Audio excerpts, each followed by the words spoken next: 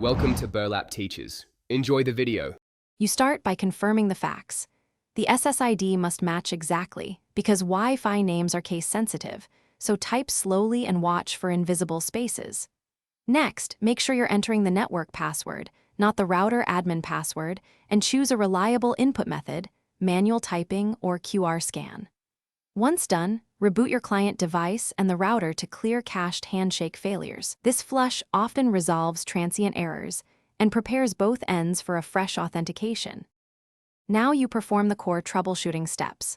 On your device, choose Forget Network, then rescan and select the exact SSID before entering the password. That prevents old credentials from interfering. If issues persist, check router security. Disable MAC filtering, switch WPA3 only to WPA2/WPA3 mixed mode, and turn off guest isolation briefly. These settings can reject valid credentials. Make sure to test with a second device.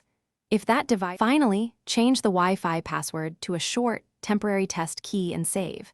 This verifies whether the router accepts new credentials and isolates complex passphrase encoding issues.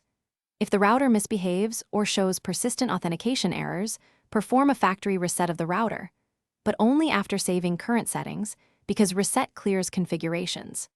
If problems continue, collect system logs or screenshots and contact your ISP or device vendor. Having logs speeds diagnosis, and you'll provide proof that local fixes were exhausted.